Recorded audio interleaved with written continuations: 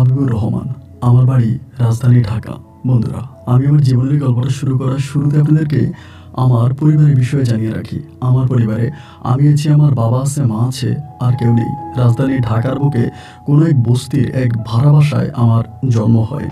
আমার জীবনের গল্পটা খুবই করুণ এবং মারাত্মক। ঠিক যখন থেকে আমার মনে আছে, যেটুকুন বয়স থেকে আমার মনে আছে, আমি ঠিক সেই সময় থেকেই শুরু করি।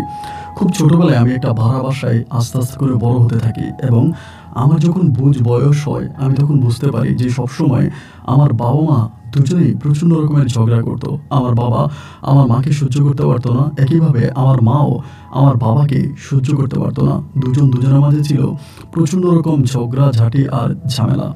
এমনই একটা পরিবারে আমি আস্তে আস্তে করে বড় হচ্ছিলাম। তখন আমি অনেক ছোট, আমার ঠিক যেটুকুন মনে আছে। তো আমাকে দেখাশোনা করার মতো কেউ ছিল না। সকালবেলা আমার আম্মা একটা কারখানায় চাকরি করতো। সেই কারখানায় চাকরি করার উদ্দেশ্যে আমার মা খুব ভোরে চলে যেত এবং আমার বাবা পেশায় ছিলেন সম্ভবত ড্রাইভার, যার জন্য আমার আব্বা দিনের বেলায় সকালে সিটি বাস চালানোর জন্য আমার আব্বা চলে যেতেন। আব্বুও ঘরে থাকতো না, আম্মুও ঘরে থাকতো না। তো আমাকে বেশিরভাগ সময় দেখাশোনা করতো আমাদের ঘরের পাশেই একজন মহিলা আছে, আমি ওনাকে দাদি বলে ডাকতাম। তিনি বেশিরভাগ সময় আমার দেখভাল করতেন। আমি কান্নাকাটি করলে আমাকে এসে ধরতেন, আমাকে আদর করতেন, যত্ন করতেন, ভালোবাসতেন এবং বাবা মায়ের উভয়ের ভালোবাসা মনে হয় আমি একাই ওই দাদির কাছ থেকেই পেতাম। আমার সত্যিকারও থেকে দাদিকে এটা আমি জানতাম না এবং আমার বাবার মূল ঠিকানা কোথায় এটাও আমার ঠিক জানা ছিল না। কিন্তু ওই দাদিকে আমি আমার নিজের দাদির মতো করেই ভালোবেসে যাই। এমন করে সময়গুলো কাটতে কাটতে একদিন রাতের বেলায় আমার খুব মনে আছে, আমার আব্বা আম্মা দুজনেই উভয় ঝগড়া করে, মানে প্রচণ্ড ঝগড়া করে এবং ঝগড়ার এক পর্যায়ে আমার বাবা আমার মায়ের গায়ে হাত তোলে, আমার মাকে মারে এবং আমার মাকে মারার পরে আমার আব্বা রেগে মেগে তখন ঘর থেকে বেরিয়ে যায়। ঘর থেকে বেরিয়ে যাওয়ার পরে দীর্ঘ অনেকগুলো দিন কেটে গেল, আমার আব্বা আর ঘরে ফিরে আসলো না। আমার মা তখন কারখানায় চাকরি করতো, ঘরে আসতো এবং আব্বুকে বিভিন্ন জায়গায় খুঁজে বেড়াতো, কিন্তু আমার আব্বুর কোনো সঠিক সন্ধান আমার আম্মা খুঁজে পায় না। একটা পর্যায়ে আমার আম্মা তখন খুব ভেঙে পড়ে। আব্বু যখন আসে না, আমার আম্মার একা টাকায় তো আমাদের সংসারটা আর চলতো না। সে সময় একসময় আমার আম্মা বলে কি, আমি শুনেছিলাম আমার মায়ের বাড়ি ছিল বরিশালে, আমার বাড়ি বরিশাল ছিল, আমার নানু বাড়ি। তো আমার মা করলো কি, আমার ওই পালাতো দাদির কাছে আমাকে রেখে গেল। দাদির কাছে আমাকে রেখে আমার মা বললো, মা বরিশালে যাবে, ওখান থেকে তিনি কিছু টাকা পয়সা নিয়ে আসবে, কিছু টাকা পয়সার জন্য যাবে, ওনার কাছে টাকা পয়সা নাই, তা কিছু টাকা পয়সার জন্য উনি বাড়িতে যাবে। এই কথা বলে আমার দাদির কাছে আমাকে দিয়ে আমার মা তখন তার বরিশালের গ্রামের বাড়ির উদ্দেশ্যে রওনা দেয়। তো এটাই ছিল আমার মায়ের সাথে আমার শেষ দেখা। মা চলে যাওয়ার পরে মা আর বরিশাল থেকে কখনোই ফিরে আসেনি, আর কখনোই আমার খবর নেওয়ার জন্য মা আসেনি। প্রায় 3 থেকে 4 মাসের মতো আমি ওই ভাড়া বাসায় আমার ওই দাদির সাথে আস্তে আস্তে করে বড় হই এবং একটা পর্যায়ে ওই বস্তিটা ভেঙে ফেলবে, মানে বস্তিটা ভেঙে ফেলবে বলতে এই ছোটো ছোটো ঘরগুলো ভেঙে ওখানে একটা অ্যাপার্টমেন্ট বিল্ডিং করবে, মানে বড় তালা বিশিষ্ট বিল্ডিং করবে। এই জন্য বস্তিটা ভেঙে দিবে। প্রায় 3 মাস পরে আমি তখন বস্তিটা ভেঙে দেয় এবং ভেঙে দেওয়ার পরে আমি আর দাদি তখন অন্য একটা জায়গায় ঘর ভাড়া করি। সেই মুহূর্ত পর্যন্ত কিন্তু আমার দাদি ভিক্ষাই করতো এবং তিনি শুধু একা ভিক্ষা করতো না, তিনি আমাকেও সাথে করে নিয়ে বিভিন্ন জায়গায় গিয়ে ভিক্ষা করতো। ভিক্ষার ফাঁকে ফাঁকে 1 দিন 2 দিন পরে আমি মাঝে মাঝে আমার ওই বস্তিতে আসতাম আমার মাকে দেখার জন্য, যে আমার মা আমাকে খোঁজার জন্য আসছে কিনা। দারোয়ান সহ অনেকের কাছে জিজ্ঞেস করতাম আমার মায়ের বিষয়ে, কিন্তু কেউ আর আমার মায়ের বিষয়ে কোনো রকম সঠিক কোনো কিছু বলতে পারতো না। এমন করতে করতেই দাদির সাথে আমার অনেকটা বেড়ে ওঠা, আমি মোটামুটি তখন অনেকটা বড় হয়ে যাই।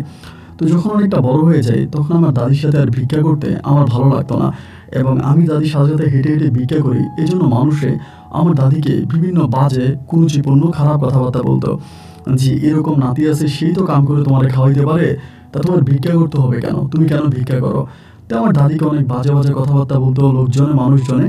এই জন্য আমি সিদ্ধান্ত নিলাম যে আমিও আর এই দাদির সাথে থাকবো না, বা দাদির সাথেই থাকবো, কিন্তু এই ভিক্ষা আমি আর করবো না। এই পর্যায়ে ভিক্ষা না করে আমি একটা টুকরি কিনলাম। টুকরি মানে আমাদের ওখানে বাজার ছিল, অনেক বড় একটা বাজার, অনেক নাম করে একটা অনেক বড় বাজার। আমি ওই বাজারে অনেকেই বাজার করার জন্য আসতো, আমি ওদের ব্যাগ ধরতাম এবং অনেক বাজার সাজার গাড়িতে উঠিয়ে দিতাম। টুকরি করে বাজার করতো এবং বাজার করার পরে বাজারগুলো গাড়িতে উঠিয়ে দিতাম, অনেকের ব্যাগ ধরতাম বা অনেকে বাজার করার জন্য সহযোগিতা করতাম। এরকমভাবে তখন আমার সময়গুলো কাটতে থাকে। অ্যান্ড দাদি তখন আর ভিক্ষা করে না। আমার বয়স তখন প্রায় আপনার 14 থেকে 15 বছর। 14 থেকে 15 বছর বয়সে আমি তখন ওই বাজারের মধ্যেই কাজকাম করি, অনেকের লেবারি করি, ধরেন অনেকের আলু আসছে, সবজি আসছে, এটা ওইটা ট্রাক থেকে নামাই দিই, মালামাল ট্রাক থেকে নামাই, আবার কেউ বাজার সাজার করতে আসলে ওদের ব্যাগ ধরে ওদেরকে মানে বাজার করতে সহযোগিতা করি। এমন করতে করতে 14-15 বছর বয়সে আমার ওই দাদি একদিন মারা যায়। দিনের বেলা দাদি অনেক দিন ধরে অসুস্থ ছিল, আমি আসলে ঠিকমতো আমার দাদির সেবা যত্ন করতে পারি নাই, ডাক্তার কবিরাজ দেখাতে পারি নাই, চিকিৎসা করতে পারি নাই, এবং সেই মর্মে আমার দাদি একটা সময় মারা যায়। এবং দাদি মারা যাওয়ার পরে আমি প্রচণ্ড রকমের একা হয়ে পড়ি। আমার এই পৃথিবীতে আমার দাদি ছাড়া আমার তো আর কেউই ছিল না, কি আমার মা, কি আমার বাবা, কোথায় আমার নানার বাড়ি, কোথায় আমার দাদার বাড়ি, এসব কোনো কিছুই তো আমার জানা ছিল না। আমার কাছের মানুষ বলেন, পাশের মানুষ বলেন, ভালোবাসার মানুষ বলেন, একমাত্র আপনজন ছিল আমার ওই দাদি। আমি দাদিকেই ভালোবাসতাম। আর সেই দাদি যখন আমাকে ছেড়ে এভাবে চলে গেল, মৃত্যুবরণ করলো, এরপরে এই পৃথিবীটা আমার কাছে সম্পূর্ণ অন্ধকার হয়ে গেল। এরপরেও আমি ওই সবজির দোকানেই, মানে ওই সবজির মার্কেটেই তখনও আমি কাজ করি, বিভিন্ন বাজে কাজকাম করি, লোকজন আসে, মানুষজন আসে, ওদেরকে বাজার সাজার করাই দিই, কাজে সাহায্য সহযোগিতা করি, সবজির কাজ করি। এরকম করতে করতে আমার বয়স তখন আনুমানিক প্রায় 16 বছরের মতো হবে। ওই বয়সে একটা মহিলা সাথে একটা প্রাইভেট কার নিয়ে আসতো, মাঝে মাঝে সাথে একটা প্রাইভেট কার নিয়ে আসতো, এবং এসে উনি বাজার করতো। এবং উনি বাজার করতে আসলে পরে তিনি আমাকে ডাকতো। আমাকে ডাকতে এখানে অনেকেই ছিল, শুধু আমি একা ছিলাম না, অনেকেই বাজারে কাজ করতো, অনেক ছেলেরাই কাজ করতো, বাট তিনি আমাকে ডাকতো, স্পেসিফিক আমার নাম ধরে ডাকতো, হাবিব এদিকে আসো। আমি আসতাম, এবং আসার পরে আমি ওনাকে বাজারে সহযোগিতা করতাম। উনি বাজার করতো, আমি ওনার ব্যাগ ধরতাম, এবং বাজার শেষে মালামালগুলো ওনার গাড়িতে উঠিয়ে দিতাম। উনি কোনো ড্রাইভার নিয়ে আসতো না, ওনার গাড়িতে কোনো ড্রাইভার ছিল না, উনি একাই আসতো, একাই বাজার করতো, এবং বাজার শেষে আমি ওনার গাড়িতে মাল উঠিয়ে দিতাম। এইভাবেই তখন ওনার সাথে আমার আস্তে আস্তে করে একটা সম্পর্ক শুরু হয়। এবং সম্পর্কটা বলতে এরকম যে উনি আমাকে অনেক আদর করে, আমি ওনাকে অনেক আদর করি, আন্টি বলে ডাকি।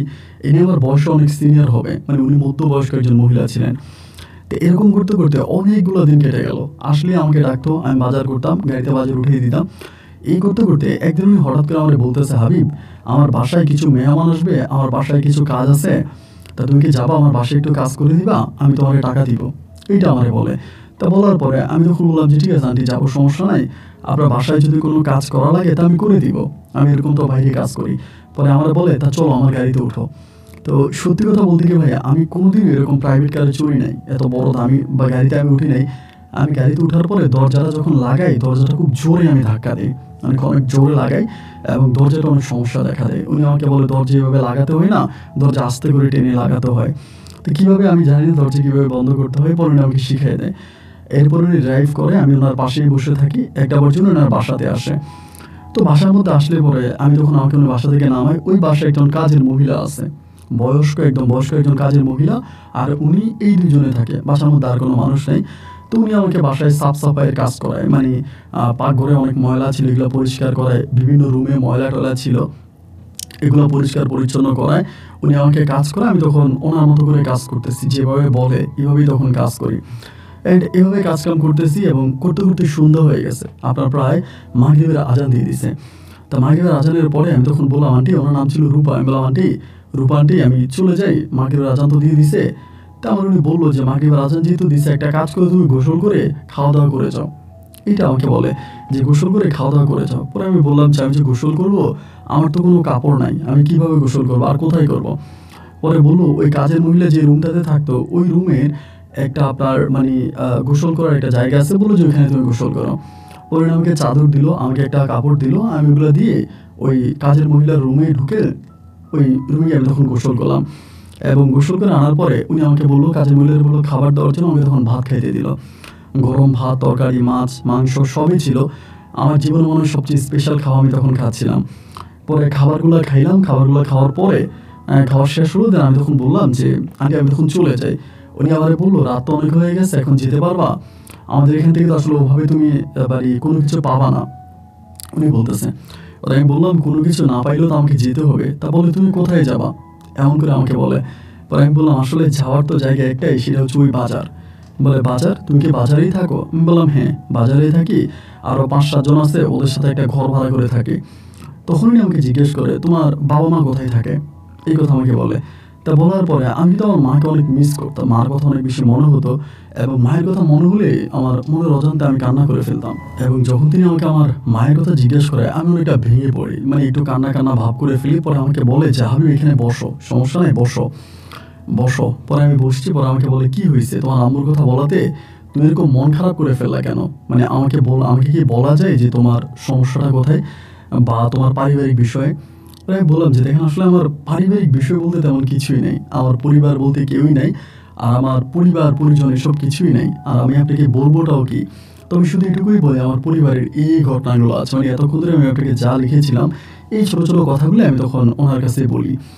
এবং এই কথাগুলো ওনার কাছে বলার পরে উনি অনেক ইমোশনাল হয়ে পড়ে। আসলেই তিনি অনেক ইমোশনাল ছিলেন, মানে একটু ভেঙে পড়ে। পরে আমাদের বলতেছে হাবিব কিছু মনে করো না, তুমি আজকে আমার বাসায় থেকে যাও। পরে আমি বললাম যে আন্টি আপনার বাসায় থাকবো এটা কেমন দেখায়? পরে বলে না সমস্যা নেই, আমার দোতলায় রুম আছে, এক রুমের মধ্যে তুমি থাকো। পরে আমি বললাম যে আপনি আমাকে কীভাবে বিশ্বাস করেন, আমি তো আপনার বাসা থেকে চুরি করে চলেও যেতে পারি। ওই যখন একটা হাসি দিয়ে বলে আমি মানুষের মুখের দিকে তাকালে তার ভিতরটা স্পষ্ট বুঝতে পারি, তুমি কোনো চোর না, আর তুমি আমার বাসা থেকে কোনো কিছু চুরি করো না, যাও। এরপরে আমি কোনো রুমে পাঠাইলো ভাই, মানে এত আলিশান রুম, এত বড় লোকের রুম, মানে আপনার দরজা খুললে বাইরে একটা বারান্দা, বারান্দার মধ্যে দাঁড়ালে পুরো ঢাকা শহরটা দেখা যায়।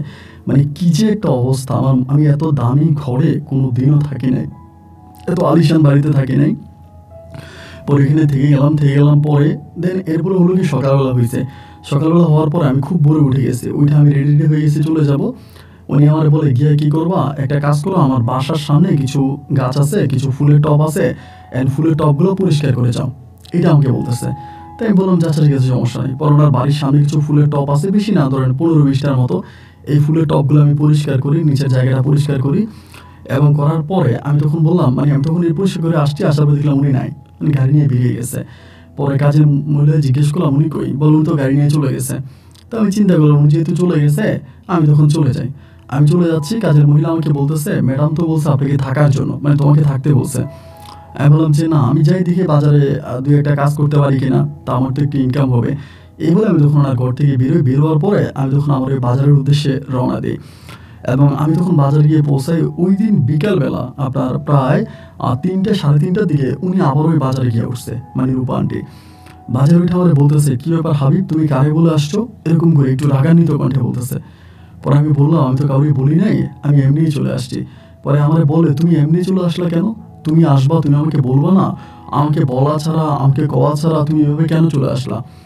পরে আমি বললাম যে আন্টি আসলে চলে আসছি, আমার তো কাজ আছে, এখানে কাজ করতে হবে বাজারে, এই জন্য চলে আসছে। পরে আমাকে বলে তুমি গাড়িতে ওঠো, তোমাকে আমার বাসায় নিয়ে যাবো। তাই আমি বললাম যে আমি আপনার বাসায় গিয়ে কী করবো, মানে আপনি আমাকে আমার আপনার বাসায় নিয়ে কী করবেন? পরে আমার বলে তোমাকে যেটা করতে বলছি তুমি সেটা করো, আমার গাড়িতে ওঠো। তো উনি আমার সাথে এরকম জোর জবরদস্তি করতেছে। পরে আমি এসে গাড়িতে উঠছি, উঠার পরে আমাকে বাসায় নিয়ে গেছে। এবং বাসায় নিয়ে যাওয়ার পরে আমি অবাক হয়ে গেলাম, উনি আমাকে যে রুমে যাইতে বলছে ওই রুমে যাওয়ার পরে দেখি যে ওই রুমের মধ্যে অনেক জামা কাপড়, মানে আমার সাইজের অনেক জামা কাপড়। তা উনি আমাকে বলে এখান থেকে কোনো একটা ড্রেস তুমি পরে নাও, মানে কোনো একটা জামা তুমি পরো, আমার বলে। মানে আমি বললাম যে এত বড় লোকের জামা কাপড়, আমি তো এরকম জামা কাপড় জীবনেও পরি নাই।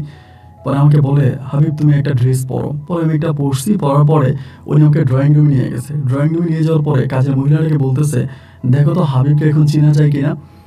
কাজের মহিলা বলতেছে যে না, তো চিনেই যায় না। বলে মনে হয় হাবিব সবজি বাজারে কাজ করে, এটা মনে হয়। কাজের মহিলা বলে যে না, এটা তো মনেই হয় না। বলে হাবিবকে আমার ছেলের মতো লাগে, হাবিব তুমি কি আমার ছেলে হিসেবে আমার ঘরে থাকবা? এমন করে আমাকে বলে। আমার তো কোনো সন্তানাদি নাই, তো আমার একটা মেয়ে আছে, ওনার একটা মেয়ে আছে, আমার মেয়েটা সবসময় হোস্টেলে থাকে, বাড়িতে থাকে না।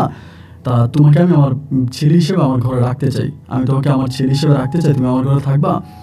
এরকম করে আমাকে কথাটা বলে। এবং বিশ্বাস করেন ভাই, এই কথাটা শোনা মাত্রই না আমি কান্না করে দিই, মানে আমার কান্না চলে আসে যে এইভাবে তো কেউ কখনো বলে নাই, এবং এভাবে তো কেউ কখনো আপন করে নেয় নাই, এভাবে তো কেউ কখনো ভালোবাসে নাই। এই জীবনে প্রথম কেউ একজন আমাকে এতটা ভালোবাসা দিয়ে, এতটা দরদ ভরা কণ্ঠে, মায়াবী কণ্ঠে আমাকে বললো তাকে মা করে সম্বোধন করার জন্য। পরে আমি বললাম যে আচ্ছা ঠিক আছে, সমস্যা নাই, আমি থাকবো। মানে একটু কান্না করে বলতেছে যে আচ্ছা ঠিক আছে আমি থাকবো।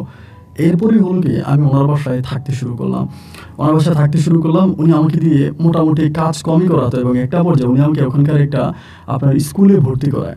মানে স্কুলে ভর্তি করায়, তো যেই ক্লাস আমাকে ভর্তি করায় ওই ক্লাসে অনেক ছোটো ছোটো বাচ্চারা পড়ে, যারা আমার বয়স অনেক ছোটো। তা আমার ওখানে পড়তে ভালো লাগতো না, মানে আমার লজ্জা লাগতো যে আমি ওখানে আদু ভাইয়ের মতো আমি সবার বড়, সবার সিনিয়র, এবং যে বাচ্চারা পড়াশোনা করে এরা সবাই আমার হাঁটুর বয়সী।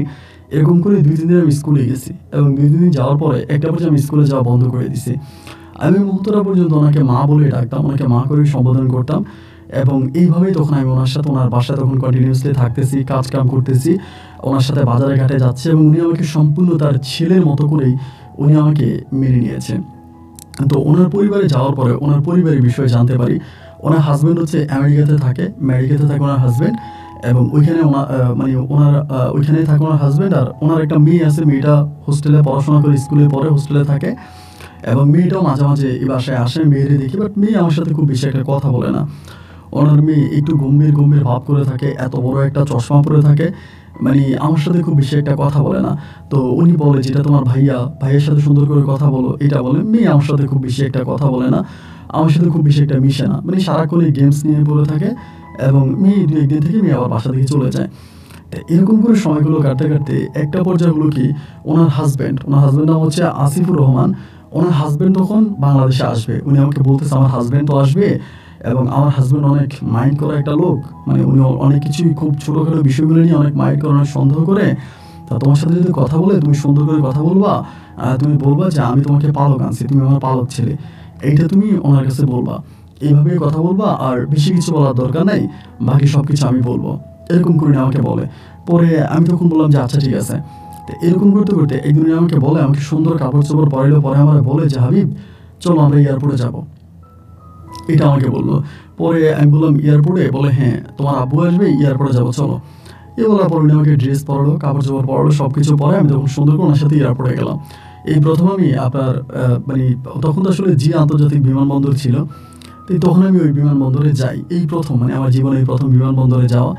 এবং উড়োজাহাজ নাকি এখানে নামে, এখানে করে মানুষ উড়োজাহাজে উঠে আবার যায়, মানে আমার কাছে বিষয়টা অনেক মানে রোমাঞ্চকর মনে হলো। আমি দেখতেছি, এদিকে সেদিকে তাকাচ্ছি, এমন করতে করতে ওনার হাজব্যান্ড তখন আসছে। ওনার হাজব্যান্ডও মানে খুব বেশি বয়স্ক মানুষ ছিল না, মোটামুটি দেখতে শুনতে অনেকটা হ্যান্ডসাম ছিলেন। পরে ওনার হাজব্যান্ড আসার পরে উনি ওনার হাজব্যান্ডকে বলতেছে ওর নাম হাবিব, ওর কথাই তোমার বলছিলাম। পরে আমি সালাম দিলাম, আসসালামু আলাইকুম।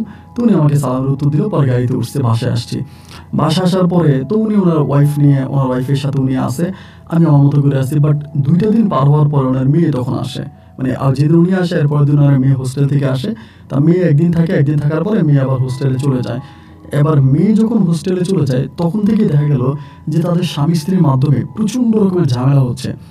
মানে সেম যে ঝগড়াগুলো ছোটোবেলায় আমি আমার আব্বা আম্মার মাঝে দেখেছিলাম, যে আমার আব্বা আম্মার মাঝে যে ঝগড়া ঝামেলা ফাইটিং এরকম হইতো, এবং সেম বিষয়গুলো আমি দেখতে পাচ্ছি উনি এবং ওনার হাজব্যান্ডের মাঝে হচ্ছে। উনি ওনার হাজব্যান্ডকে সহ্য করতে পারে না, একইভাবে ওনার হাজব্যান্ডও ওনাকে সহ্য করতে পারে না। মানে আমি বুঝলাম না, এত বছর পর বিদেশ থেকে আসছে, কোথায় না স্বামী স্ত্রীর মাঝে কত প্রেম থাকবে, ভালোবাসা থাকবে, কত রোমান্স থাকবে, এইসব না করে একজন আরেকজনকে মানে টোটালি সহ্য করতে পারে না, একজন আরেকজনের কথা শুনতেও পারে না। এইভাবে অনেক দিন ধরে ঝগড়া করে, এবং ঝগড়াঝাটি পরে এই ভদ্রলোক 15 দিন পর্যন্ত এই বাসায় থাকে, এবং 15 দিন পর্যন্ত থাইকা উনি 15 দিন পরে উনি চলে যায়, মানে উনি আর থাকবে না, উনি চলে যায়। তো 15 দিন পরে উনি চলে যায়, এবং উনি চলে যাওয়ার পরে এই আমার ওই মা তখন মানে রূপা তখন ঘরের মধ্যে একা একাই থাকে। তাই আমি ওনাকে মা করে ডাকতাম। এরকম করতে করতে একটা পর্যায়ে ওনার মন খুব খারাপ ছিল এই সময়। ওনার হাজব্যান্ড যখন আবার রিটার্ন করে চলে যায়, ওনার মনটা খুবই খারাপ ছিল। আমার সাথেও খুব বেশি একটা কথা বলতো না, বেশিরভাগ সময় মুখ কালো করে ঘরের মধ্যে গম্ভীর হয়ে বসে থাকতো। পরে আমি ওনাকে কয়েকবার মা করে ডাকার পরে উনি একটা সময় আমার বলতেছে, হাবিব তোমাকে একটা কথা বলি, কিছু মনে করো না, তুমি আমাকে মা করে ডাকো না, মা করে ডাকলে আমার কাছে কেমন যেন আমার নিজেকেও অনেক বেশি বয়স্ক মনে হয়। এরকম করে আমারে বলতেছে। আমি তখন বললাম, মানে এটা আপনি কি বললেন যে আপনাকে মা করে ডাকলে আপনি নিজেকে অনেক বয়স্ক মনে হয়, মানে আমি বুঝলাম না। আমি তো আপনাকে মা করে ডাকতাম, আপনি তো আমাকে পালক ছেলে হিসেবে এ বাসায় আনছিলেন। তুমি একটু রেগে গিয়ে আমাকে বলো আমাকে মা করে ডাকার দরকার নেই, তুমি আমাকে আগে যেভাবে ডাকতা ওই ডাকো। তা আমি চিন্তা করছি যেহেতু ওনার মন মানসিকতা খারাপ, উনি যেহেতু একটু খারাপ মুডে আছে, ওনার হাজব্যান্ড চলে গেছে, তো ঠিক আছে উনি যেভাবে বলে আমি সেভাবে ওনাকে ডাকবো। আমি আর কথা বাড়াইলাম না, না বাড়ে ওনাকে আমি তখন ওই আগের মতো করেই মানে আন্টি করে আবারও ডাকতেছি। পরে আমার মা ডাক বন্ধ করে দিলাম, আন্টি করে ডাকতেছি। এইভাবে প্রায় 8 মাস 9 মাসের মতো কেটে যায়। উনি তখন প্রচণ্ড নেশা করতো, ঘরের মধ্যে থাকতো, নেশা করতো, এবং খুব খারাপ একটা অবস্থার মধ্যে উনি তখন চলে গেছিলো। মানে এমন মানসিকতা অলওয়েজে খারাপ থাকতো, কান্নাকাটি করতো, বিরহের গান শুনতো, নেশা করতো, খুব খারাপ একটা অবস্থা। অ্যান্ড এরকম করে সময়গুলো কাটতে কাটতে এক পর্যায়ে একদিন উনি আমার বললো কি একটা পার্টিতে নিয়ে যাবে। আমার বলে, হাবিব আমি তোমাকে একটা পার্টিতে নিয়ে যাবো, চলো আমার সাথে। একটা রাতের বেলা একটা পার্টিতে নিবে। তো আমি ওনার সাথে তখন পার্টিতে গেছি। তো গাড়িতে ওঠার পরে উনি যখন গাড়ি ড্রাইভ করতেছে, আমি ওনার পাশে বসে আছি। উনি আমার ওই পার্টিতে যাওয়ার সময় বলতেছে, হাবিব আমি তোমাকে পার্টিতে নিয়ে যাবো, কিন্তু ওখানে তুমি আমাকে আন্টি ডাকবা না, এমন করে আমাকে বলে। আমি তখন বললাম যে মানে আন্টি ডাকবো না তো কী ডাকবো? বলে তুমি আমাকে আপু করে ডাকবা, কারণ একটা পার্টি ওখানে সবাই ইয়াং পার্সনরা থাকে এবং সবাই ওখানে ইয়াং জেনারেশন। অ্যান্ড আমি তোমাকে নিয়ে যাবো, নিয়ে যাওয়ার পরে যেহেতু তুমি ধরো হচ্ছে গিয়া আমাকে ওইখানে যদি তুমি আন্টি করে ডাকো, তাহলে আমার মান সম্মানে বাঁচবে বা আমার কাছে খারাপ লাগবে। তো আমি এই জন্য চাই না যে তুমি আমাকে আন্টি করে ডাকো, তুমি আমাকে আপু করে ডাকবা, এরকম করে উনি বলতেছে। পরে আমি যারা প্রথমে মা ডাকলাম, প্রথমে আন্টি ডাকলাম, এরপরে মা ডাকলাম, পুনরায় উনি আমাকে আবার আন্টি ডাকতে বললো। এখন তিনি আমাকে বলতেছে যে অনেকে আমি যাতে মানে মানে আপু বলে সম্বোধন করি। মানে আমি না বুঝতে পারতেছিলাম না যে উনি আমার সাথে এরকমটা কেন করতেছে। বারবার সম্পর্কের পরিবর্তন ঘটাচ্ছে, একবার এক একভাবে আমাকে ডাকতে বলতেছে।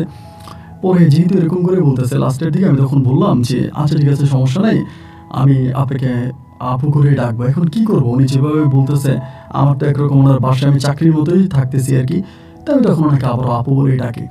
পরে আপু বলে ডাকি, ওই পার্টিতে উনি যায়। তো ওইটা একটা বারের মতো ছিল, একটা অনেক ধরনের বারের মতোই ছিল। তো ওইখানে অনেকগুলা মানে লোকজন আসে এবং তিনি সবার সাথে একটু অন্যভাবে মিশে। কীভাবে মিশে এইটা আমি আসলে বিস্তারিত বলতে চাই না, তবে ভালোভাবে মিশে না। সারাটা রাত আমি এই দৃশ্যগুলো নিজের চোখে দেখি, যে মানুষটাকে আমি মা করে সম্বোধন করতাম, যার প্রতি আমার অনেক বিশ্বাস ভালোবাসা ছিল এবং মানে যাকে আমি সত্যি অনেক স্নেহ করতাম।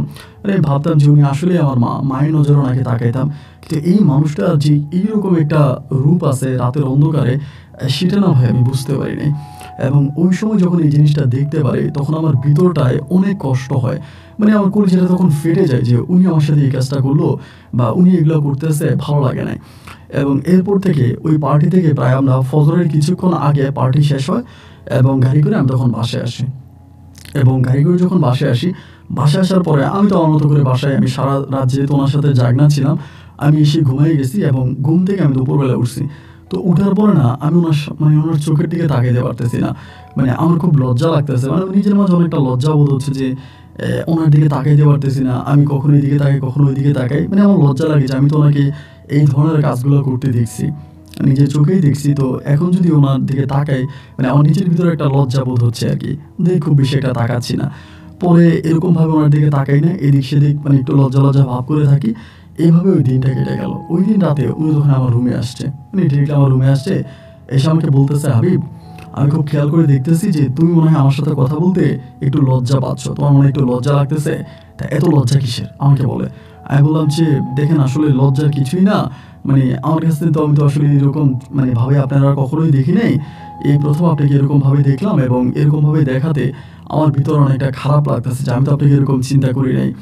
উনি আমাকে বলে, আমি আসলে খারাপ না, আমাকে খারাপ আমার হাজব্যান্ড বানিয়েছে, আমার স্বামী আমাকে খারাপ বানিয়েছে।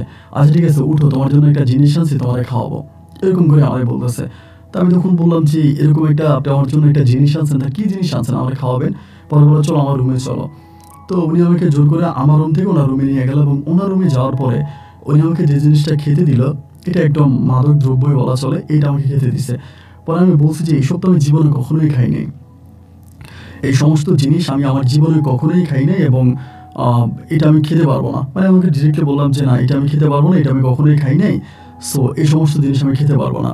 উনি তখন আমার উপরে খুব রেগে যায় যে খেতে পারবো না মানে এটা কী ধরনের কথা বলতেছো, খেতে পারবো না কেন, খেলে কী হবে, খাও। মানে আমাকে একরকম জোর করতেছে খাওয়ার জন্য। পরে আমি বললাম যে দেখেন আমি তো এটা কখনোই খাই নাই, তো আপনি আমাকে এইভাবে প্রেশার কেন দিচ্ছেন, বা আমি তো এটা খেতে পারবো না। মানে ওনাকে আমি বারবার নিষেধ করি যে না আমি খাবো না, কিন্তু না উনি আমাকে খাওয়াবেই। আমাকে বলে তোমার খাওয়া লাগবেই, তুমি খাও, মানে জোর করে আমি তখন খাই। এই প্রথম ধরেন আমি এই জিনিসটা খাই। তো খাওয়ার পরে আমার তখন মানে হুঁশ জ্ঞান থাকে না, আমি কী করে না করি, আমি ওনার রুমের মধ্যে তখন ঘুমিয়ে পড়ি, মানে ওনার বেডরুমে তখন ঘুমিয়ে পড়ি। এবং সকালবেলা হওয়ার পরে আমার যখন শরীর ঠিক হয়, আমি তখন বুঝতে পারি যে আমার সাথে কিছু একটা ওই রাতে হয়েছে, মানে কিছু একটা ধারণা করি যে কিছু একটা আমার সাথে হয়েছে। তখন আমার নিজের কাছে অনেকটা খারাপ লাগে যে এটা কিভাবে সম্ভব, যারা আমি মা করে ডাকতাম বা যারা আমি এই নজরে দেখতাম, মানে সে কিভাবে পারলো, বা উনি ছাড়া তো এই রুমে আর কেউ থাকার কথা না, উনিই তো ছিল। তো খুব খারাপ লাগছে। এরপর থেকে আমি আর ঘর থেকে বেরোই না, মানে ঘরের মধ্যেই বসে থাকি, সারাক্ষণ দরজা লাগাই থাকি, এবং এইভাবে আরও 2-3 দিনের মতো কেটে গেছে। এবং 2-3 দিন কেটে যাওয়ার পরে উনি তখন আমাকে ডিরেক্টলি খুব খারাপ ভাষায় আমার সাথে কথা বলে, এবং মোটামুটি আমি আসলে বলে বোঝাতে পারবো না, আমার বলার মতো ভাষা নাই, উনি আমার সাথে এই ধরনের কাজগুলা করে। তো এরপরে আমি বাধ্য হয়ে ওনার এই কাজগুলো মেনে নিতাম, কারণ এছাড়া আর কোনো পথ তো আমার কাছে খোলা ছিল না। উনি যা যা করতো আমি সবই মেনে নিতাম, এবং মাঝে মাঝে ভাবতাম যে আমার ভাগ্যটা এরকম কেন, আমার জীবনটা এরকম কেন, কেন আমার জীবনটা এরকম। এবং এমন করতে করতে একটা দিন উনি আমাকে এরকম একটা প্রস্তাব করে, যেটা শোনার পরে আপনার শরীরের পশম দাঁড়িয়ে যাবে। মানে উনি আমাকে ডিরেক্টলি বলে যে, হাবিব, আমি তো বিয়ে করছি একটা অমানুষকে, ওই অমানুষটা আমাকে কখনো স্ত্রীর মর্যাদা দেয়নি, আমি তার কাছে কখনো স্ত্রীর মর্যাদা পাইনি। সে আমেরিকাতে গিয়ে ওখানে আরেকটা বিয়ে করে, সেখানে তার একটা বউ আছে, আর অনেক বাচ্চা কাচ্চা আছে, সে সেসব নিয়ে পড়ে আছে। আমি যাকে বিয়ে করছি সে তো আমার সাথে কখনোই স্বামী স্ত্রীর ভাবে কোনো সম্পর্ক করেনি, এবং তার কাছ থেকে আমি কোনো কিছুই পাই নাই। তো এখন যেহেতু আমি তোমার সাথে আমার এই ধরনের কিছু হয়েছে, সো আমি তোমাকে বিয়ে করতে চাই। মানে ডিরেক্টলি উনি আমাকে এই প্রস্তাবটা দিল। দেওয়ার পরে আমি তখন বললাম যে, আপনি কি ভুলে গেছেন আপনি আমাকে এই বাসায় কী পরিচয়ে আনছিলেন? উনি আমাকে বলে, তোমার সাথে আমার রক্তের কোনো সম্পর্ক নেই, তোমার সাথে আমার ব্লাডের কোনো সম্পর্ক নেই, সুতরাং এটা করা যায়, উনি আমাকে বলে। আমি তখন বললাম, আপনার সাথে আমার রক্তের সম্পর্ক নেই সেটা ঠিক আছে, কিন্তু আমি তো আপনাকে অনেক দিন ধরে এরকম একটা পবিত্র নাম ধরে ডেকেছিলাম, একটা পবিত্র নামে আমি আপনাকে ডেকেছিলাম, এটা কি আপনি ভুলে গেছেন?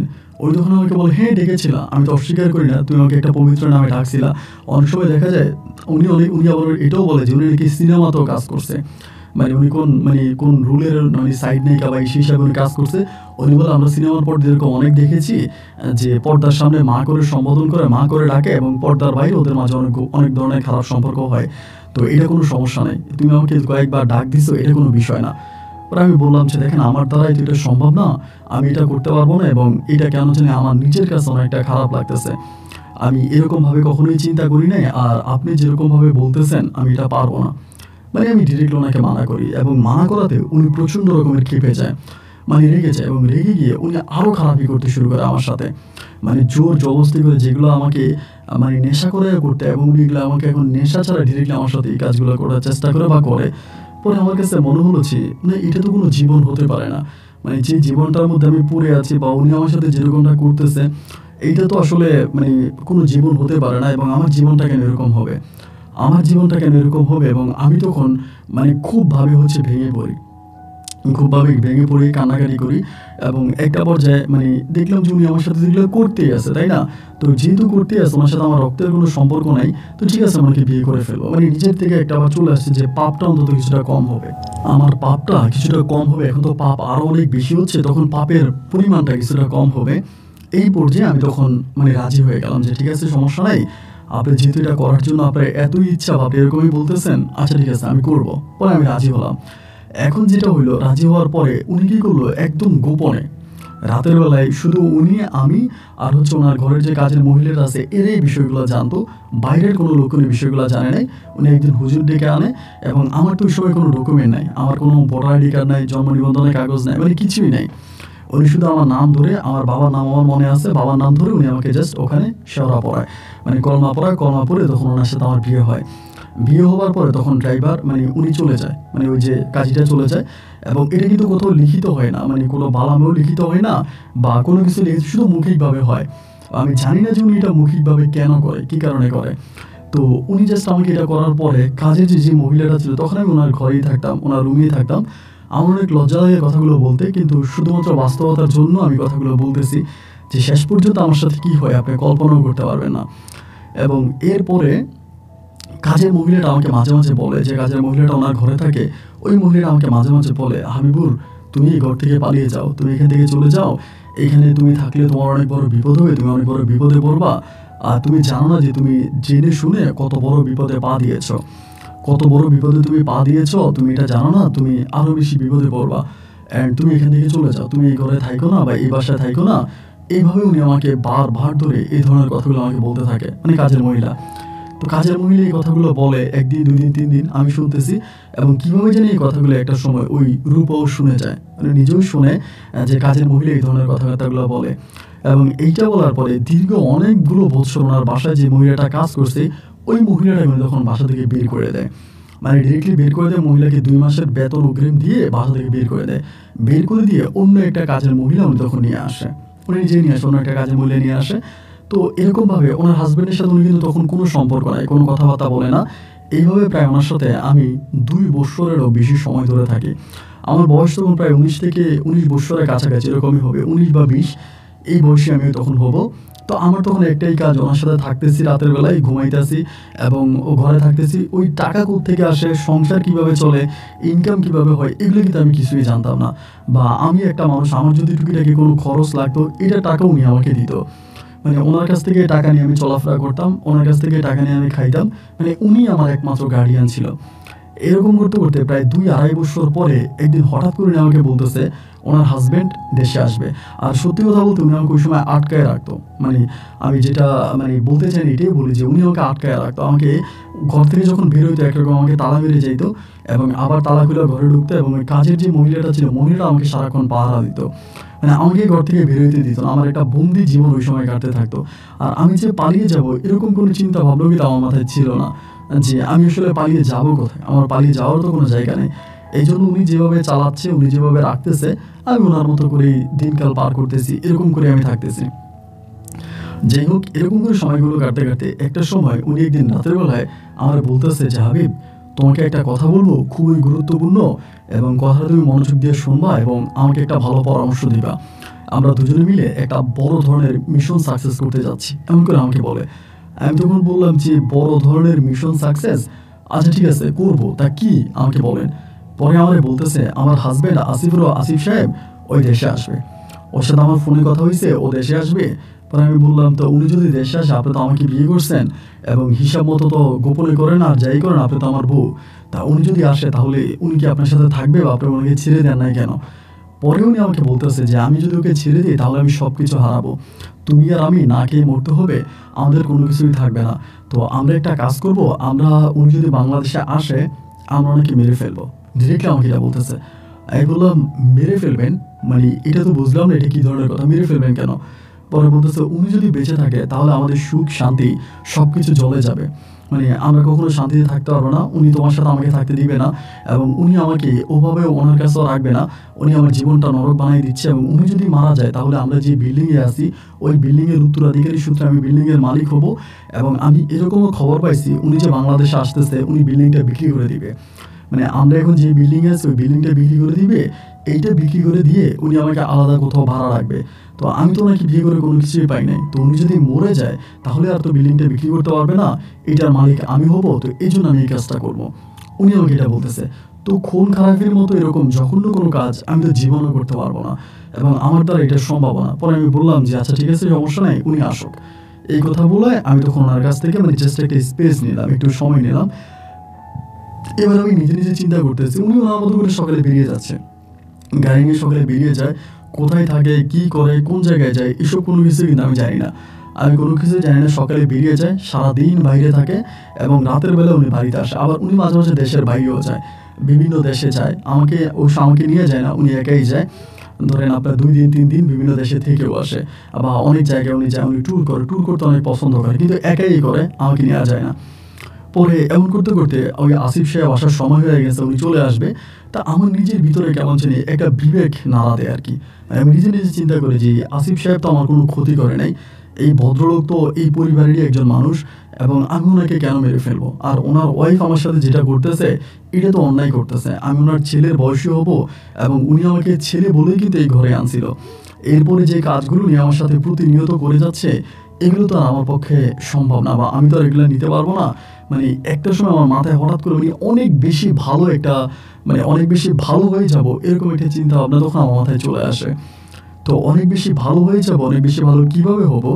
আমি একটা সময় চিন্তা করলাম, ওই আসিফ সাহেব যদি আসে, ঢাকাতে আসে বা ওনার বাসায় আসে, এই লোকটাকে আমি সবকিছু সত্য কথা বলে দিব এবং সব সত্য কথা বলে দিয়ে তার বউ তার কাছে দিয়ে আমি এখান থেকে পালিয়ে যাবো বা এখান থেকে আমি চলে যাবো, আমি এখানে থাকবো না।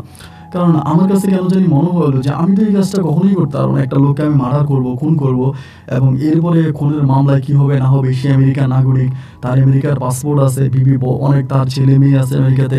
এরপরে যদি এটা যাচাই বাছাই হয়, ইনকোয়ারি হয় এবং শেষে যদি আমি ফেঁসে যাই, আমার সারা জীবনের জেল হয়ে যাবে। নাকি উনি আমাকে বিয়ে করছে শুধুমাত্র ওই আসিফ সাহেবকে মারার জন্যই, এমনও তো হতে পারে যে উনি আমাকে বিয়ে করছে শুধু আসিফ সাহেবকে হত্যা করার জন্য, আদার্স কোনো কারণে উনি আমাকে বিয়ে করে নাই। তাহলে ওনার মতো মহিলা আমাকে কেন বিয়ে করতে যাবে এবং উনি আমাকে এতটা কাছে কেন রাখবে? হয়তো ওনাকে ওনার হাজব্যান্ডকেও দুনিয়া থেকে সরিয়ে দেওয়ার জন্য উনি আমাকে ব্যবহার করতে চাচ্ছে। যেহেতু আমি ফুটপাথ থেকে উঠে আসছি উনি বুঝতেই পারছে। পরে আমার কাছে মনে হলো যে না, এভাবে আমার করা ঠিক হবে না। আমি ওই ভদ্রলোককে সব কিছু জানাই দিব, ওনাকে সব কিছু জানাই দিব এবং ওনাকে সব কিছু জানিয়ে ওনার মাধ্যমে আমি তখন এই ঘর থেকে বেরিয়ে যাব। এরকম চিন্তা ভাবনা তখন হয়েছে।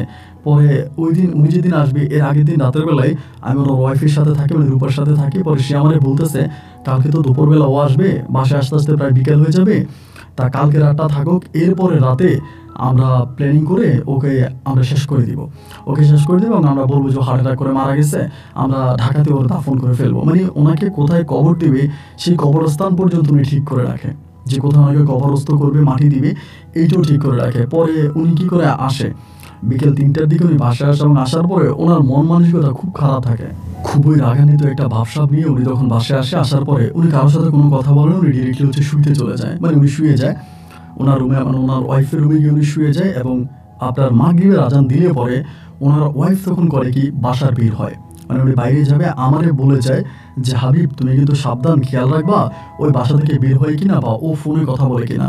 আর যে কাজের মহিলাটা ছিল বা মেয়েটা ছিল তারাও বললো যে ওনার দিকে খেয়াল রাখার জন্য, এই কথাগুলো বলছে। এবং বলার পরে যখন ও বাসা থেকে বেরিয়ে গেছে তখন আমার বুকটা দরপর করতেছে যে এই পরিস্থিতির মধ্যে, এই সিচুয়েশনের মধ্যে আমি কি করতে পারি। যখন রূপা বাসা থেকে বেরিয়ে গেল আমি তখন আস্তে আস্তে করে ওই আপনার আসিফ সাহেবের রুমের দিকে গেলাম। যাওয়ার পরে উনি কিন্তু দরজা নক করে নাই, এমনি ঘুমায় আছে। আমি তখন দরজাটা খুলে আমি তখন ঘরের ভিতরে ঢুকলাম, মানে রুমে ঢুকলাম।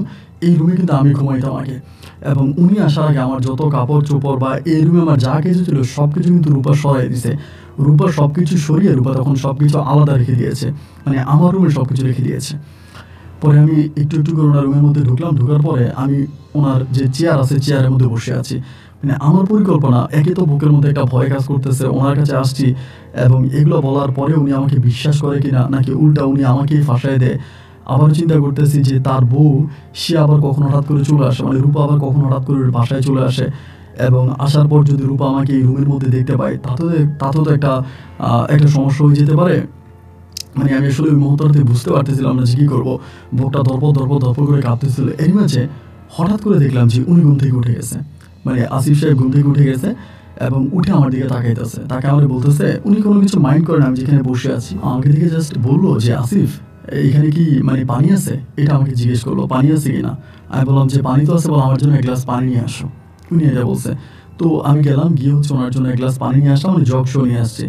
আসার পরে ওনাকে আমি পানিটা ঢেলে দিলাম, পানিটা খাইলো। খাওয়ার পরে আমি বললাম যে আমি আঙ্কেল করে ডাকতাম, তখন আঙ্কেল ডাকতাম। পরে বললো যে আঙ্কেল আপনার সাথে আমার একটা কথা আছে। পরে বলে কথা, কি কথা? আমি বললাম আঙ্কেল মানে কথাটা আমার জীবন মরণের প্রশ্ন এবং আপনাকে আমি কথাটা কীভাবে বলবো ঠিক বুঝতে পারতেছি না, এবং আপনাকে বললে আপনি আমার কথা বিশ্বাস করবেন কি না। তো আপনি আমার কথা বিশ্বাস করেন বা না করেন, আমি আপনাকে সব সত্য কথাগুলো বলতে চাই এবং আমি এই নরক থেকে মুক্তি পেতে চাই। আমার জীবনটা অনেক সুখের ছিল, আমি যদিও দিনে 3 বেলা খাবার খেতে পারতাম না, তারপরেও আমি ওই বাজারে অনেক ভালো ছিলাম, বাজারের সবার সাথে আমি অনেক ভালো ছিলাম। কিন্তু এখন আমি যে জায়গার মধ্যে আছি আমার কাছে মনে হয় যে প্রতিটা মুহূর্তই আমি আমার মৃত্যুকে ওয়েলকাম করছি, আমার মৃত্যুকে আমি স্বাগতম জানাচ্ছি। আমি না এগুলো আর নিতে পারতেছি না, যার জন্য আমি আপনাকে সমস্ত সত্য ঘটনাগুলো বলে আমি এসব থেকে মুক্তি পেতেছি, এমন করেই বলি। পরে উনি আমাকে বলে আচ্ছা ঠিক আছে, সমস্যা নাই, তোমার তো নার্ভাস হওয়ার কোনো কারণ নাই। ওকে ফাইন, ঠিক আছে, আমাকে বলো যে তুমি কি বলতে চাও, মানে তোমার কি বলতে চাও আমাকে বলো, আমি শুনবো। পরে আমি বললাম আঙ্কেল এই ঘটনা, মানে যেভাবে পারছি এভাবে অনেকে বুঝিয়ে বললাম যে আঙ্কেল এই ঘটনা। এবং এই মানে ওনার ওয়াইফের যে প্ল্যানিংগুলো ছিল সমস্ত প্ল্যানিংগুলো আমি তখন হাজব্যান্ডের কাছে বলে দিই। এবং বলে দেওয়ার পরিপ্রেক্ষিতে উনি তখন আমাকে বললো, মানে কথাগুলো শোনার সাথে সাথে আমাকে বলতেছে তুমি বাসা থেকে বেরো, মানে রুম থেকে বেরো, আমার সাথে বের হও। পরে আমি বললাম যে মানে আমি কোথায় যাবো, তখন কান্না করে দিলাম আর কি, মানে আমার তখন মানে ইমোশনালি কান্না করে দিলাম যে উনি আমাকে বের করে কোথায় নিয়ে যাবে। পরে আমার বলে তুমি বের হো। তখন বাসা থেকে বের হয়েছি, বেরোয়ার পরে মানে এই রুম থেকে বেরোলাম, বেরোয়ার পরে সামনে একটা চাইনিজ রেস্টুরেন্ট আছে মানে বাসার পাশে, ওই রেস্টুরেন্টে উনি তখন আমাকে নিয়ে গেল। এটা সন্ধ্যার পরে, রাতও তখন প্রায় আনুমানিক 7:30 থেকে 8টার মতো বাজে এই সময়। রেস্টুরেন্টে ঢুকানোর পরে উনি আমাকে বলে তুমি যে আমাকে কথাগুলো বলতেছো এগুলো কি তুমি সত্য বলতেছো?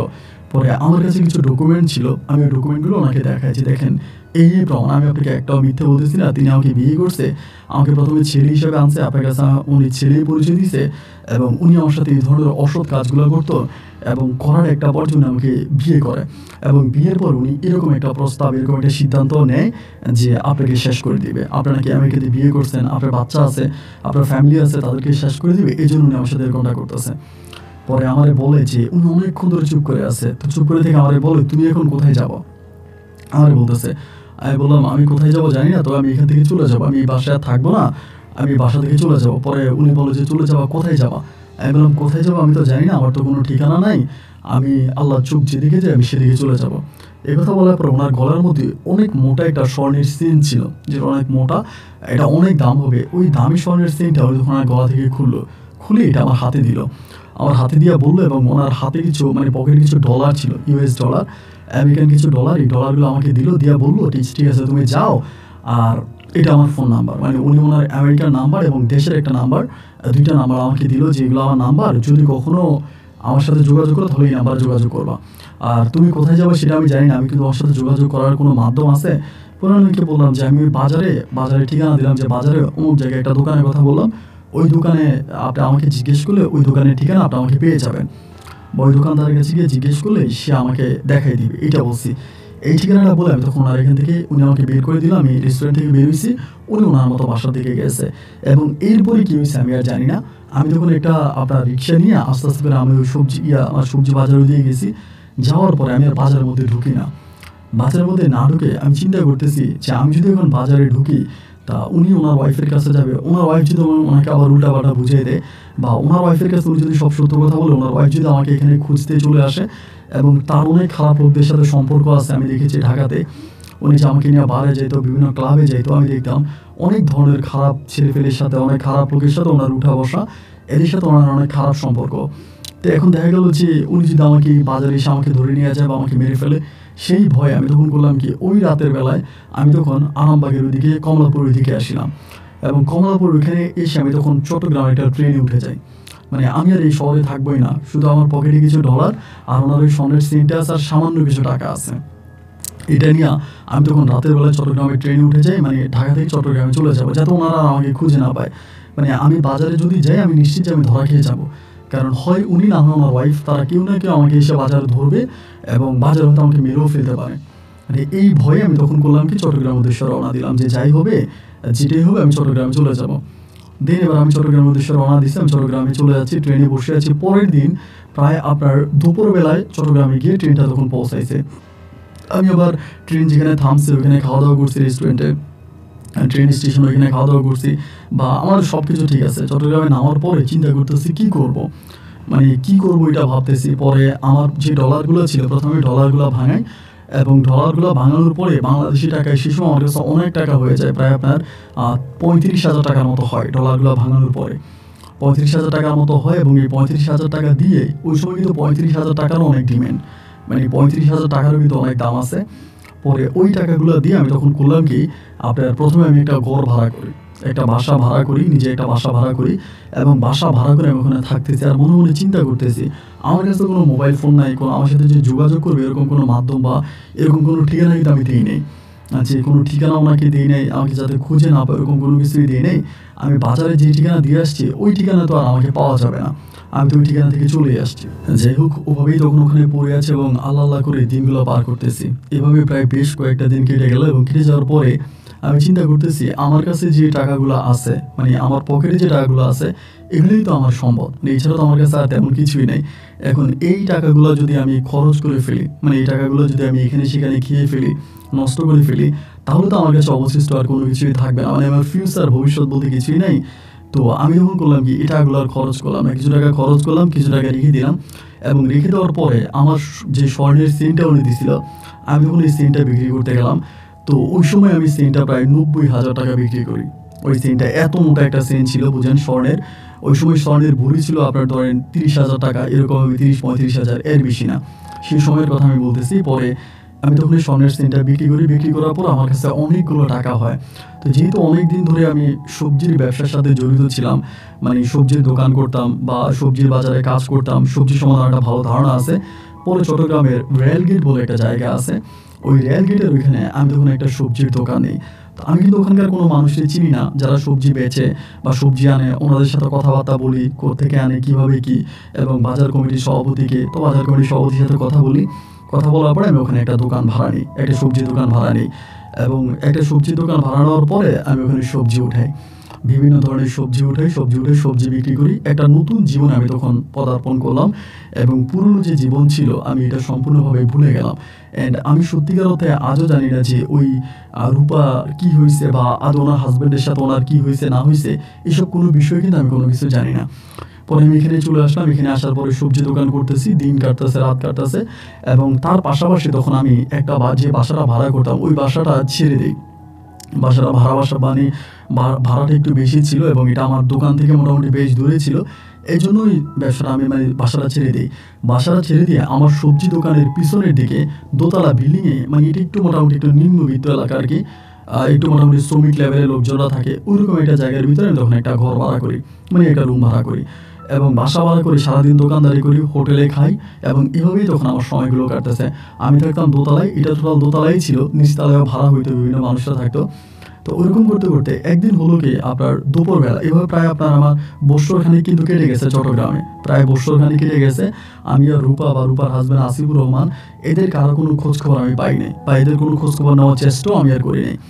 পরে একদিন হলো কি দুপুরবেলা আমি মানে রুমে শুয়ে আছি, আমি দুপুরবেলা বিকেলে আবার গিয়ে দোকান খুলবো। হঠাৎ করে নিচতলার একটা ভাবি, নাম হচ্ছে সাইমা ভাবি, মাঝে মাঝে আমি দেখতাম ওনার হাজব্যান্ড হচ্ছে কোথায় জানি চাকরি করে। পরে আমার সাথে দেখা হলে সুন্দর করে কথা বলতো, এবং আমি মাঝে মাঝে ওনাকে মানে ফ্রেশ কোনো সবজি টবজি হলে আয়না টাইনে দিতাম, একটু ভালো সম্পর্ক, কথাবার্তা। অনেকদিন আমার জন্য পায়েস নিয়ে আসছে, মানে দুপুরবেলা পায়েস নিয়ে আসছে, আর সামনে বলতেছে হাবিব ভাই পায়েস বানাইছিলাম, আপনার জন্য একটু নিয়ে আসছি। তো এইটা দিলাম, তখন আমি পায়েস খাইতেছি।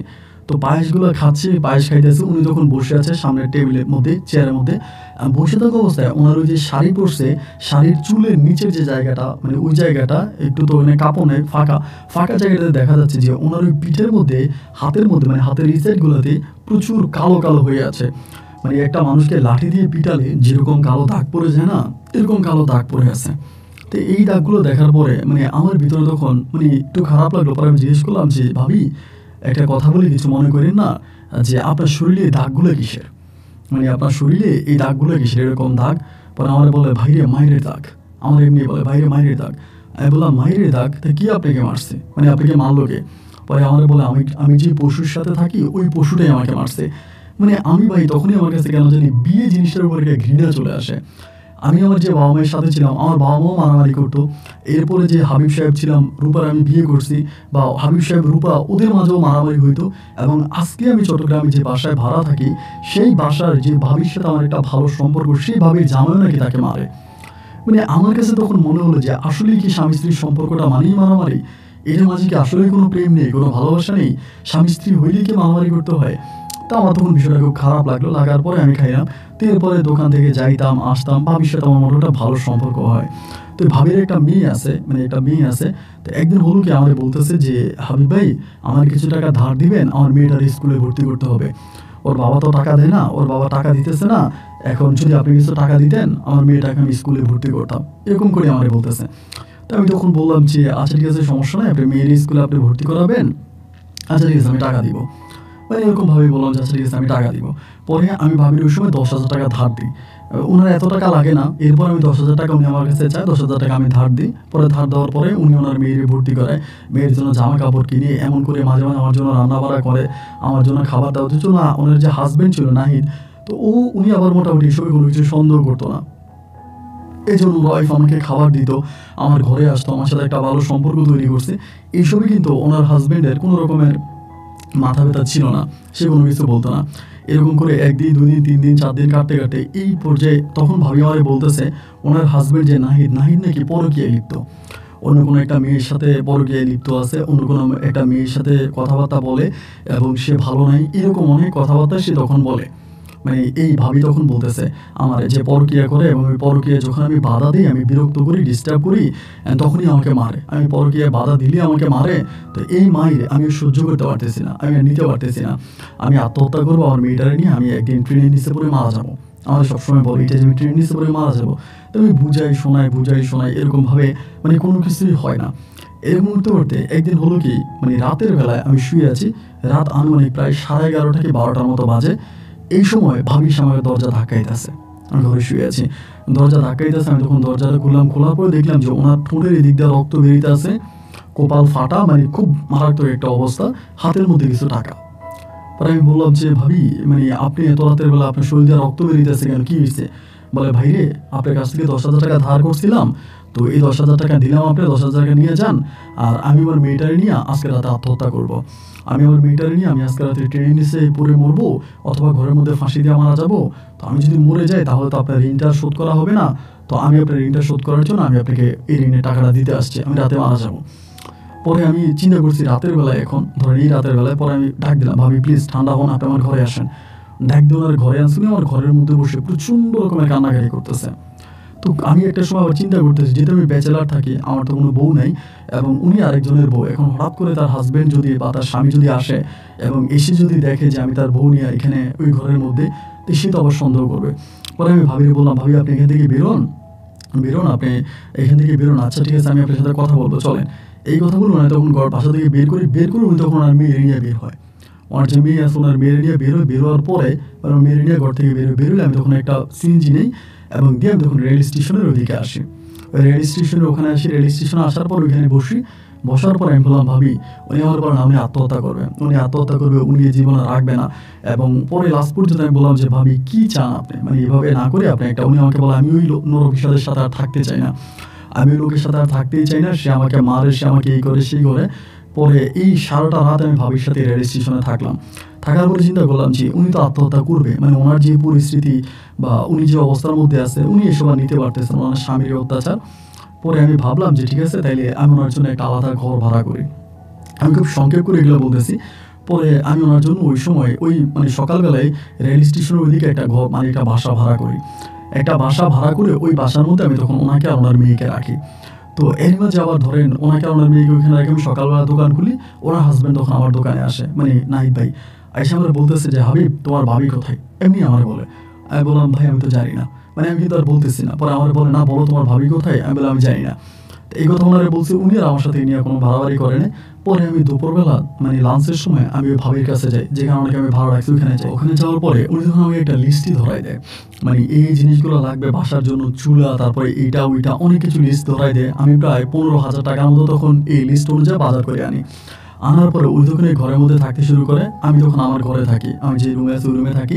ওই তখন আমাকে রাতে ফোন দেয়, উনি তখন আরেকটা সিম চালায়, তো নতুন একটা সিম আমি ওনাকে দিই, একটা মোবাইলে একটা সিম দিই।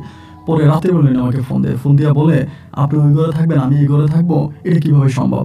তা আপনি আমাকে ঘর ভাড়া করে দিয়ে লাভ কী হলো, আপনি এখানে আসেন, আপনি এক রুমে থাকবেন, আমি এক রুমে থাকবো, আপনি ওই বাসাটা ছেড়ে দেন। পরে এরকম করতে আমি তখন বললাম যে এখন আমি বাসা ছেড়ে দিলে তোমার হাজব্যান্ড তো সন্দেহ করবে, বা তোমার হাজব্যান্ড সন্দেহ করে ঝামেলা করতে পারে, তা বাসাটা আমি এখন ছাড়বো না, একটু অপেক্ষা করো। এরকম করে এই বাসাটা আমি রাখলাম, কিন্তু আমি ঘুমাইতাম মানে সাইমা এবং ওর মেয়ের সাথে ওই ঘরের মধ্যে আমি ঘুমাইতাম, এবং আমি এখানে থাকতাম। এরকম করে 1 দিন 2 দিন 3 দিন 4 দিন কাটতে আমি তো একটা পুরুষ মানুষ, আমার ভিতরে অনেক ধরনের চাহিদা কাজ করে। এমন করতে একদিন সাইমারে আমি ডিরেক্টলি প্রস্তাব দিলাম যে, মানে আমি নিজেও চিন্তা করলাম এই মেয়েটার যেহেতু কেউ নাই, এবং আসলে মেয়েটা এতিম, তার বাবা মা কেউই নেই, সে গার্মেন্টসে চাকরি করতো, ওইখান থেকে তার স্বামী নাহিদ তাকে বিয়ে করে। দেখতে অনেকটা রূপসী, মানে অনেক সুন্দরী, মানে হাতে গোনা কয়েকটা সুন্দরী মেয়ের মাঝেও একজন এত সুন্দরী। ওরা আমি চিন্তা করলাম যে তাইলে আমি তার নিয়ে সংসার করি।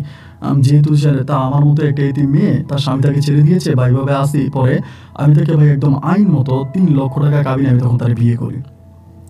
আমি তখন একটা জন্ম নিবন্ধন, মানে আপনার পেপারও বের করি, মোটামুটি ডকুমেন্ট বের করি আমার একটা জন্মের, আর ডকুমেন্ট বের করে আমি তখন ওই ডকুমেন্ট অনুযায়ী তাকে বিয়ে করি।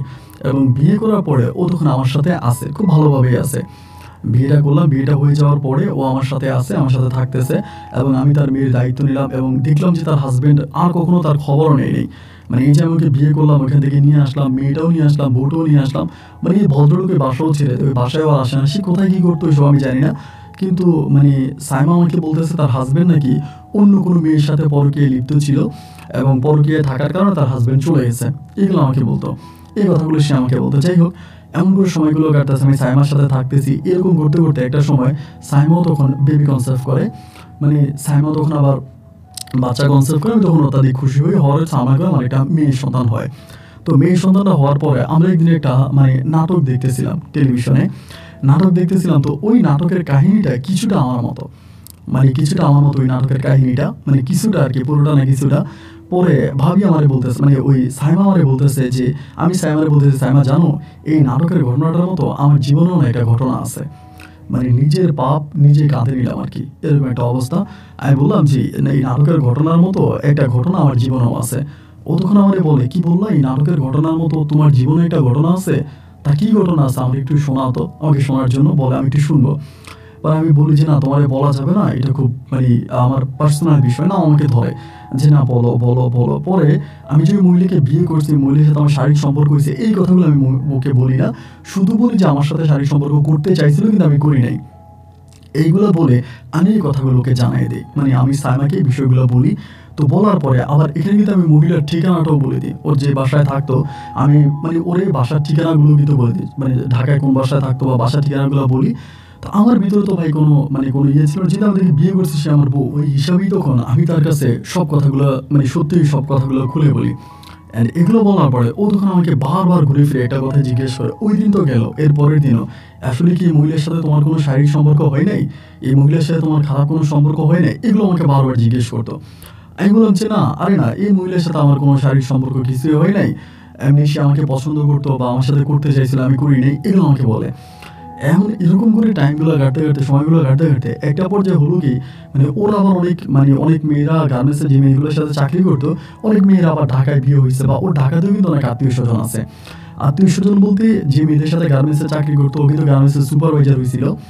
তো ওই সুপারভাইজার হওয়াতে অনেক মেয়েদের সাথে ওর একটা ভালো লিঙ্ক আপ আছে, একটা ভালো সম্পর্ক আছে। ওই মেয়েগুলোকে দিয়ে কেমনে কেমনে কেমনে মানে কি আমি জানি না, মানে কি হয় না হয় এসব কোনো কিছু আমি জানি না, ওই কি করে না করে এরকমভাবে। আর মাঝে মাঝে আমি খেয়াল করতাম যে এই ঘটনাটার কিছুদিন পরে ওর মাঝে একটা সন্দেহ ঢুকে যায় যে হয়তো এই মহিলাটার সাথে আমার খারাপ কোনো সম্পর্ক আছে। ও আমাকে এরকম করে একদিন বলে, আমি ঢাকায় যাব, ঢাকায় গিয়ে ওই মহিলার সাথে আমি সরাসরি কথা বলবো। ওই মহিলার সাথে আমি সরাসরি কথা বলবো যে মহিলার সাথে তোমার কোনো অবৈধ সম্পর্ক আছে কিনা, নাকি তুমি ওই মহিলাকে ওইখানে বিয়ে করে রাখছো এবং 2 দিন পর আমাকে ছেড়ে আবার ওই মহিলার কাছে চলে যাবো। মানে এক কথায় বলতে গেলে সন্দেহের একটা পোকা তখন ওর মাথার মধ্যে ঢুকে যায়। ওর মাথার মধ্যে সন্দেহের একটা পোকা ঢুকে যায়, প্রচণ্ড রকমের তখন সন্দেহ করে, মানে অনেক সন্দেহ করে। এরকম করে 1 দিন 2 দিন 3 দিন 4 দিন 5 দিন 7 দিন কাটতে কাটতে একদিন আমাকে হঠাৎ করে বলতেছে যে আমি একদিন আমার একটা বান্ধবীর বাসা আছে ঢাকাতে, আমি আমার ওই বান্ধবীর বাসায় যাব, তোমার নিয়ে যাবো আমারে বলে। আমি বললাম না না, আমি ঢাকাতে যাবো না। আমাকে বলে কেন যাবো না? আমার বান্ধবী আমাকে দাওয়াত দিছে, ওর মেয়ের জন্মদিন, আমি যাবো, তোমাকে নিয়ে যাবো, আমি তোমার কথা বলছি। পরে আমি বললাম যে দেখো সাইমা, আমার ঢাকা যেতে ইচ্ছে করে না, বা ঢাকাতে আমার অনেক ঝামেলা আছে, আমি ঢাকাতে যেতে চাই না।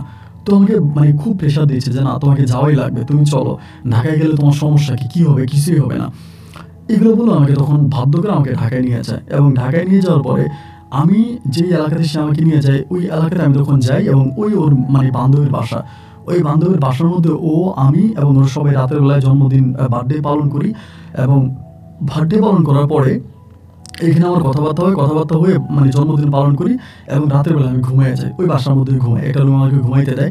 এমন সময় রাত্র মধ্যরাতের দিকে, প্রায় আপনার 1টা কি 2টার দিকে, হঠাৎ করে ধরেন আপনার দরজা নক করতে থাকে, কে জানি দরজা নক করতে থাকে। পরে ওই মানে মেইন দরজা নক করতেছে, আমি শব্দ পাইলাম রুম থেকে, এবং কিছুক্ষণ পরে আমরা যে রুমে আছি ওই রুমে দরজা নক করতেছে। যখন এই রুমে দরজা নক করে, আমি তখন ওরে বললাম যে কী ব্যাপার, এই রুমের মধ্যে দরজা নক করতেছে কে? ও বলে দরজা খুলো। এবং দরজা খুলে দেখলাম আমরা যে আপার মেয়ের জন্মদিনে আসছি ওই আপা দাঁড়ায় আছে। পরে আমি বললাম যে আপা কী ব্যাপার? পরে বলে ভাইয়া আপনি একটু ড্রয়িং রুমে আসেন তো, আমার ডাকতেছে। পরে আমি বললাম আচ্ছা ঠিক আছে। পরে ড্রয়িং রুমে গেলাম, গিয়ে দেখি যে সাদা পোশাকে কয়েকজন লোক বসে আছে। সাদা পোশাকে কিছু লোক বসে আছে, এসে আমাদের বলতেছে যে আপনার নাম কি হাবিব? এমনি বলে। আমি কিন্তু ওই লোকগুলোকে চিনি না। আমি বললাম যে জি আমার নাম হাবিব। আপনি চিটংয়ে থাকেন? জি আমি চিটংয়ে থাকি। আপনি তো ইয়াবা ব্যবসা করেন তাই না? এমনি বলতেছে। আমি বললাম যে স্যার এটা আপনি কী বলেন, আমি এই ধরনের ব্যবসা করি না, আমি এই ধরনের কোনো ব্যবসা করি না। পরে আমার বললাম আপনার মাদক ব্যবসা করেন, আপনার নামে ওয়ারেন্ট আছে, চলেন থানায় চলেন।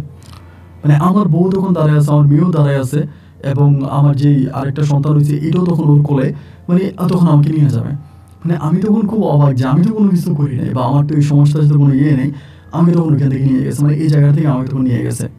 সাদা একটা প্রাইভেট কার উঠে এলো, ও মাইক্রো বাসে উঠে এলো, উঠে আমি তখন নিয়ে যাচ্ছে। এবং নিতে নিতে ভাই প্রায় অনেকক্ষণ পর্যন্ত, প্রায় 1.5 ঘন্টার মতো গাড়ি চালায়, কই নিয়ে যাবে জানি না। 1.5 ঘন্টা পরে একটা বিল্ডিংয়ের মধ্যে আমাকে নিয়ে যায়, এবং বিল্ডিংয়ে নিয়ে যাওয়ার পরে বিল্ডিংয়ের আন্ডারগ্রাউন্ডে মানে বিল্ডিংয়ের নিচে কত তলার নিচে আমি জানি না, ওইখানে একটা রুমের মধ্যে আমাকে নেয়। রুমের মধ্যে নিয়ে আমার তখন হাত পা ওইখানে বেঁধে ফেলে। হাত পা বেঁধে আমার বলতেছে, তুই হাবিবুর রহমান না, তুই তো মাদক ব্যবসা করিস, তুই বল তোর মাদকের গডফাদার কি। পরে আমি ওনাদেরকে বলছি, দেখেন ভাই, আমি সবজির ব্যবসা করি, আমার চট্টগ্রামে একটা সবজির দোকান আছে, এছাড়া আমার আর কোনো কিছুই নেই। এবং এইভাবে তখন আমাকে পিটাইতে শুরু করে, মানে এমনভাবে পিটায় আমি আপনাকে বলে বোঝাতে পারবো না, মনে হচ্ছে আমার শরীরের হাড়গুলো ভেঙে ফেলবে। 3 দিন পর্যন্ত আমার উপর ওইখানে যে পরিমাণের অমানসিক নির্যাতন হয় আমি আপনাকে ঠিক বলে বোঝাতে পারবো না, মানে কি যে আমার সাথে করে। 3 দিন পরে একদিন ওখানকার একজন লোক, মানে ওরা আসলে মানে প্রশাসনের লোক বলে আমাকে বাসা থেকে উঠায় নেয়, ওরা কিন্তু আসলে কেউই প্রশাসনের লোক ছিল না, ওরা সবাই ছিল ভাড়াটিয়া ডাকাত। এবং ওরা একদিন এখানকার একটা লোক আমার বলতেছে, তোর তো মেরে ফেলবো, তোরে মারার জন্য উপর থেকে মানে চলে আসছে, সিগন্যাল চলে আসছে, তোকে মেরে ফেলবো, তা তোর মরার আগে তোর একটা সত্য কথা বলি। আর এরকম করে বলতেছে। আমি তখন বললাম যে, কি সত্য কথা বলবেন বলেন। মানে 3 দিনে আমি তো মোটামুটি মানে 50% মরেই গেছি। আমাকে এত পরিমাণে নির্যাতন করছে, এত পরিমাণে পিটাইছে, আমার শরীরের মনে হয় মানে আর কোনো অংশ বাকি নেই যে মাইর ছাড়া। পরে আমারে ওই লোকটা তখন বলতেছে যে, তুই এরকম করে বলে যে, তুই রূপা নামের কারো চিনিস কিনা, এভাবে আমার বলে। এটা যখন বলে ভাই, মানে আমার তখন আর বুঝতে বাকি ছিল না যে এই রূপারে কীভাবে চিনে। পরে আমি বললাম যে, না আমি চিনি না। বলে, রূপা নামের কাউরে চিনিস না, যারা তুই মা ডাকতি। এরকম করে বলার পর আমি বললাম যে, আপনি কি করে জানেন? বলো, ওর কথায় তোরা এখানে আনা হয়েছে। মানে তখন আমার শরীরের পশমগুলো দাঁড়িয়ে গেল যে, কি বলে এটা, ওর কথায় ওরা কিভাবে পাইলো। আমি বললাম যে, আপনারা ওরে কিভাবে পাইলেন? বলে, তোর বউই তোরে ধরাই দিছে। আমার বউ? বলে, তোর সাইমা বউই তোরে ধরাই দিছে। পরে আমি বললাম যে, দেখেন, আপনারা আমার মেরে ফেলবেন, আমার মেরে ফেলেন, আমার কোনো দুঃখ নেই, আমি মরতে রাজি আছি। তা অবশ্যই তো টাকার জন্যই তো আপনারা আমার মেরে ফেলবেন। আমি যেহেতু মরেই যাবো, তো আমি একটা লোকের সাথে একটু কথা বলতে চাই, এবং এরপর আমার মেরে ফেলেন। পরে বলে, একটা লোক মানে কার সাথে কথা বলবি? আমি বললাম, তখন আমি কিন্তু ওই সময়টা পর্যন্ত ওই যে ওনার যে হাজব্যান্ড ছিল আসিফুর রহমান, উনি আমাকে যে নাম্বারগুলো লিখে দিয়েছিল, ওনার কন্ট্যাক্ট নাম্বার, আমেরিকার নাম্বার, ওনার দেশের নাম্বার, ওনার ঠিকানা, এগুলো তখন পর্যন্ত রেখে দিয়েছিলাম। পরে আমি বললাম যে, আমি একটু ওনার সাথে কথা বলবো। পরে আমার বলে যে, না ওনার সাথে। আমি বললাম যে, দেখেন, আপনার তো মেরেই ফেলবেন। না, আমার তো মেরেই ফেলবেন, আমি ওনার সাথে শুধু একটু কথা বলবো। বলে, ঠিক আছে, তুই কথা বলতে পারবি, কিন্তু তুই ঠিকানা দিতে পারবি না। আমি তখন বললাম যে, যেই টাকার জন্য আপনারা আমার নিয়ে আসছেন বা টাকার জন্য আমার মেরে ফেলবেন, এর থেকেও বেশি টাকা যদি আপনারা পান, তাহলে আমাকে ছেড়ে দিবেন না, আমি আপনাদেরকে এর থেকেও বেশি টাকা নেওয়ার ব্যবস্থা করবো। তো এই জন্য আপনারা আমার সাথে একটু ওনার কথা বলাই দেন। পরে ওই জায়গা থেকে আমাকে বের করে, মানে যেখানে আমাকে বেঁধে রাখে ওইখান থেকে এরপরের দিন বের করে আমাকে একটা রেস্টুরেন্টের নিচে নিয়ে যায়, মানে কিচেনে নিয়ে যায়। ওই জায়গার মধ্যে নিয়ে আমার হাত পা তখনও বাধা থাকে। ওই লোকটাকে তখন ফোন করা হয় ডিরেক্টলি বাংলাদেশ থেকে, ওনার নাম্বারে কল দিল, তখন কলটা রিসিভ করে। পরে আমি ওনার সালাম দিয়ে বলি, আঙ্কেল, আমার নাম আসিফুর রহমান, আমি তো মারা যাবো, আমাকে তো মেরে ফেলবে, আমাকে এইভাবে নিয়ে আসা হয়েছে। পরে উনি আমাকে বলে যে, তোমাকে নিয়ে আসছে, তোমাকে মেরে ফেলবে, কে মেরে ফেলবে? আমি বললাম যে, এই ঘটনা। পরে বলে, দাও তো ওনাদের কাছে দাও। পরে ওনারা ওনার সাথে কথা বলে, মানে এই লোকের সাথে কথা বলে। কি কথা বলে আমি এটা জানি না, মানে কি কথা বলে, কি ধরনের কথাবার্তা বলে, এগুলো আমি কোনো কিছুই জানি না, শুধু জানি ওনার সাথে কথা বলে। এবং ওনার সাথে কথাবার্তা বলার পরে আমাকে কিন্তু আর মারে না। এই আপনার আসিফ সাহেবের সাথে কথাবার্তা বলার পরে আমাকে তখন আর মারে না, মাইরা আমাকে ওখানে 1 সপ্তাহ মতো রেখে দেয়। এবং 1 সপ্তাহ পরে ওই আমার আর টর্চার করে না, আগের মতো মারে না, শুধু বেঁধে রাখে। 1 সপ্তাহ পরে ওই রুমের মধ্যে যেখানে আমাকে আটকায় রাখা হয়েছিল আন্ডারগ্রাউন্ডে, ওইখানে আমি আসিফ সাহেবকে দেখতে পাই আজ এত বছর পরে। ওনাকে দেখতে পাওয়ার পরে উনি তখন আমাকে বলে যে, হাবিব, মানে ওনাকে দেখে আমি কান্না করতে শুরু করি। তখন আমার হাতের বাঁধন খোলার পরে ওনার সাথে আমি তখন রাত্র কটা বাজে আমি জানি না, কোনো গভীর রাতেই হবে, মানে আমি তো আন্ডারগ্রাউন্ডের নিচে, ওইখানে তো আমি দীর্ঘদিন ধরে আছে, মানে একদম মানে আয়না ঘরের মতো একটা অবস্থার মধ্যে আমি তখন ছিলাম আর কি। তো ওইখান থেকে আমি তখন এই হাবিব সাহেবের সাথে আমি তখন আপনার আসিফ সাহেবের সাথে আমি তখন ওইখান থেকে বেরোয়ার পর উনি আমাকে তখন গাড়িতে নিয়ে যায়। গাড়িতে নিয়ে যাওয়ার পরে এয়ারপোর্টের কাছাকাছি আশকোনার ওইদিকে একটা বাসার মধ্যে আমাকে নিয়ে যায়, এবং বাসার মধ্যে নিয়ে উনি বলে, ওইখানে তুমি থাকো। এবং ওনার একটা মানে ফ্রেন্ড নাকি জানি না, মধ্যবয়স্ক একজন লোক, ওনারে বললো যে, ওরে দেখা রেখো। ওনার সাথে কথাবার্তা হওয়ার পর আমি সেখান থেকে উনি আবারও পুনরায় আমেরিকাতে ব্যাক করে, মানে আমেরিকাতে চলে যায়। এবং উনি আমেরিকাতে চলে যাওয়ার পরে ওনার সাথে যে লোকটা ছিল, যার সাথে আমাকে দিয়ে যায়, যার বাসা আমাকে দিয়ে যায়, ওই লোকটা তখন আমাকে পাসপোর্ট করায়, ইমিডিয়েটলি পাসপোর্ট করে। এবং পাসপোর্ট করাইয়া আমার ডকুমেন্ট কী করে না করে আমি জানি না, প্রায় 14 দিন পরে পুনরায় ওই আসিফ সাহেব আবারও বাসার মধ্যে এসে তিনি আমাকে আমেরিকান অ্যাম্বাসিতে নিয়ে যায়। আমেরিকান অ্যাম্বাসিতে নিয়ে যায়। আমেরিকান অ্যাম্বাসিতে নিয়ে গেলে পরে পাসপোর্ট দিয়ে তখন তিনি মোটামুটি আমেরিকান অফিসারের সাথে কী কথা বলে আমি জানি না, অফিসে শুধু আমার নাম জিজ্ঞেস করে, আমি আমার নাম বলি এবং ওইখানে কথাবার্তা বলার পরে সেখান থেকে উনি আবার পুনরায় আমাকে ওই আশকোনার বাসায় দিয়ে উনি আরও প্রায় মাসখানেক পরে, 1-1.5 মাস পরে এই লোকটা যার বাসায় আমি থাকতাম তিনি আমাকে বলে আমার নাকি আমেরিকার ভিসা হয়েছে, আমার আমেরিকার ভিসা হয়েছে, আমাকে আমেরিকাতে নিয়ে যাবে। এখন আমি কি বিষয়ে যাচ্ছি, কার কাছে যাচ্ছি, এসব কিছুই জানি না। তিনি আমাকে এয়ারপোর্ট পর্যন্ত আনে এবং এয়ারপোর্ট পর্যন্ত এনে তিনি আমাকে এয়ারপোর্টে আমাকে মানে প্লেনে উঠে দেয় এবং সেখান থেকে আমি আমেরিকার নিউ ইয়র্কে আমি তখন আসি। এবং নিউ ইয়র্কে আসার পরে ওই আসিফ সাহেব তখন আমাকে নিউ ইয়র্কের এয়ারপোর্ট থেকে তিনি আমাকে রিসিভ করে নিয়ে যায় এবং ও ডিরেক্টলি ওনার বাসায় নিয়ে যায়। তো ওনার বাসায় যাওয়ার পর আমি দেখলাম যে ওনার মেয়ে আছে 4 জন, ছেলে আছে 2 জন, টোটাল ওনার 6 ছেলে মেয়ে এবং ওনার ওয়াইফ আছে এবং ওনার ওয়াইফও অত্যাধিক ভালো মুসলিম একটা মেয়ে, বাড়ি হচ্ছে ইন্দোনেশিয়া একটা মুসলিম মেয়ে ওনার ওয়াইফ। এবং সেখানে যাওয়ার পর তারা আমাকে একদম খুব ভালোভাবে আদর করে ভালোবাসে এবং সেখান থেকে আমি আসিফ সাহেবকে যখন জিজ্ঞেস করলাম রূপার বিষয়ে, তিনি আমাকে বলে এই বিষয়ে তিনি আমাকে কোনো কিছু বলতে চায় না এবং আমাকে বললো আমি তোমাকে এই বিষয়ে কোনো কিছু বলতে চাই না, আর তুমিও এই বিষয়ে কোনো কিছু জানতে চেও না, তুমি এই বিষয়ে কোনো কিছু জানতে চেও না, তুমি তোমার মতো করে থাকো এবং সেখানে আমি প্রায় আপনার 7 থেকে 8 মাসের মতো থাকি। তখন উনি আমার কাগজপত্র ডকুমেন্ট মোটামুটি কিছু বের করে এবং ডকুমেন্টগুলো বের হওয়ার পরে, কাগজপত্রগুলো বের হওয়ার পরে সেখান থেকে তিনি আমাকে হচ্ছে একটা জবের ব্যবস্থা করে। আমি ওখানে একটা জব করি এবং জব করে আজকে প্রায় আপনার 9 বৎসরের মতো আমি নিউ ইয়র্কে আছি এবং সেখানে আমি শেষ পর্যন্ত একটা ইন্ডিয়ান মেয়েকে বিয়েও করি, উনি আমাকে বিয়ে করায়, ইন্ডিয়ান একটা মেয়েকে বিয়ে করাই নিউ ইয়র্কে, আমি ওখানে বিয়ে করি এবং এই মুহূর্তে আমার একটা কন্যা সন্তান আছে, একটা ছেলে সন্তান আছে, একটা ছেলে একটা মেয়ে নিয়ে নিউ ইয়র্কের মাটিতে আমার বউ রোমান আক্তার, ইন্ডিয়ান মুসলিম একটা মেয়ে, ওই নিয়ে আমি অনেকটা সুখে আছি। তা আমার জীবনে যে ঘটনাগুলো ঘটে গেছে এই ঘটনাগুলোর কথা যখন আমার এখনও মনে হয় আমি রাতের বেলায় ঘুমাতে পারি না, বিশেষ করে ওই আন্ডারগ্রাউন্ডে মাটির নিচে যেখানে আমাকে লুকিয়ে রাখা হয়েছিল, যেখানে আমার উপরে অমানসিক নির্যাতন করা হয়েছিল, যেখানে আমাকে এসে বলা হয়েছিল যে আমাকে মেরে ফেলবে, আমাকে বাঁচতে দিবে না, আমাকে মেরে ফেলবে এবং আমার কোনো শেষ ইচ্ছা আছে কিনা। তা এরকমভাবে আমার উপরে টর্চার করা হয়েছে বা এরকমভাবে আমার উপরে অমানসিক নির্যাতন অত্যাচার করা হয়েছে যেগুলো আমি আসলে বলে বুঝাতে পারবো না। আমি মনে করি আমার ভাগ্য অনেক ভালো ছিল, আসিফ সাহেবের যে নাম্বারটা এটা আমার মুখস্থ ছিল, নাম্বার থাকার কারণে বা ওনার সাথে কন্ট্যাক্ট করতে পারার কারণে আমি হয়তো বেঁচে গেছি, তা নাহলে কিন্তু আমার বাঁচার কোনো ওয়াই ছিল না, ওরা কিন্তু আমাকে সত্যি মেরে ফেলতো। এবং আজকে যিনি আসিফ সাহেব আছে ওনাকে আমি বাবা করে ডাকি বা ওনার সাথে আমার অনেক ভালো সময়, নিজের ছেলের মতো আদর করে। তো আলহামদুলিল্লাহ আমি এখন ভালো আছি। তো আমি আমার কথাগুলো আপনাকে বললাম, আমি আপনার অনেক গল্প শুনি এবং বিশেষ করে সিলেটের আরেকটা ছেলের গল্প শুনে আমি আপনার ফ্রেন্ড হয়ে গেছিলাম। আমার ওই গল্পটা অনেকটা ভালো লেগেছে, সেখান থেকে উদ্বুদ্ধ হয়ে আমি আমার জীবনের গল্পটা আপনাকে জানালাম। যদি আপনি মনে করেন